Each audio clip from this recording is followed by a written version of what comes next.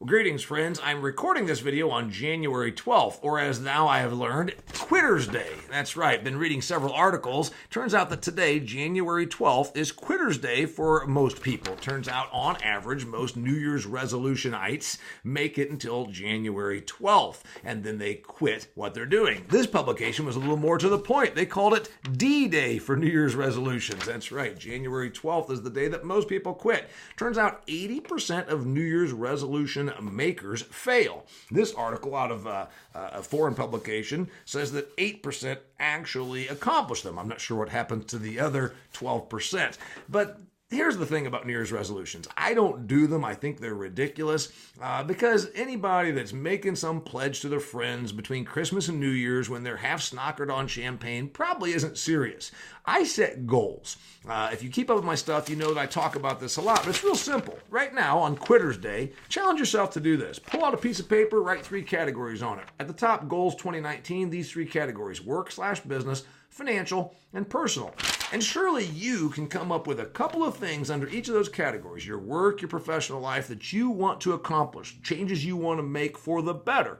Financial, of course, you got to pay for the life that you choose. Well, why not save, invest, make more money, do those things so you can afford the life of your choosing? And then, of course, personal. Who couldn't get better? Better in their relationships, better at home, better with their children, better as a person.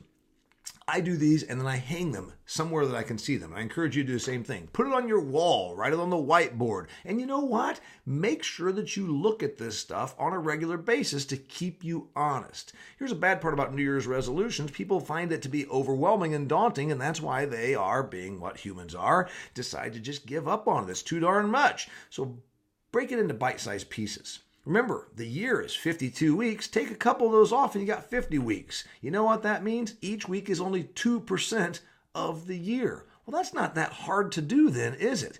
You can improve by 2% this week, and then next week it's another 2%. Still think about, how do you eat an elephant? One piece at a time.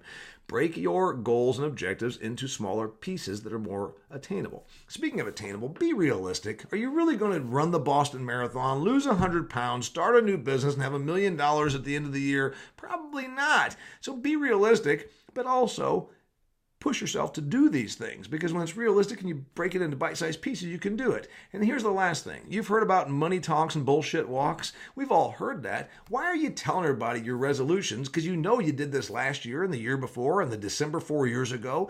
If you don't think you're going to do it, why are you telling me? I don't care. Be honest. Just like those people that smoke and then they say, I only smoke when I drink. I don't care. You're an adult. I'm tired of you telling me about why you smoke when you smoke. Just smoke the damn cigarette and stop talking about it. Same with the resolutions. If you're telling me because you want me to give you credit for trying, that's kind of pathetic.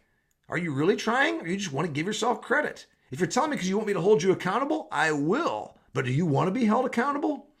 My point to you would be, if you're going to talk about it, talk about it with somebody who actually will hold your feet to the fire. And here's the last thing. Something that I do that's helped me achieve my goals that I set every year.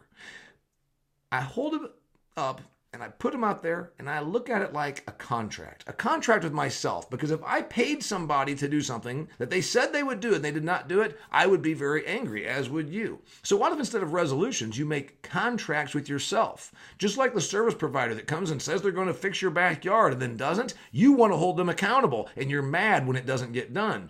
Now, it's not a resolution with a champagne toast, it's a contract with yourself. And then the question is, are you a person of your word? Do you have integrity? Are you honest? Then by God, you'll get it done. I'm Damian Mason. I help organizations and individuals do business better. I'm helping you avoid Quitter's Day and New Year's resolution problems.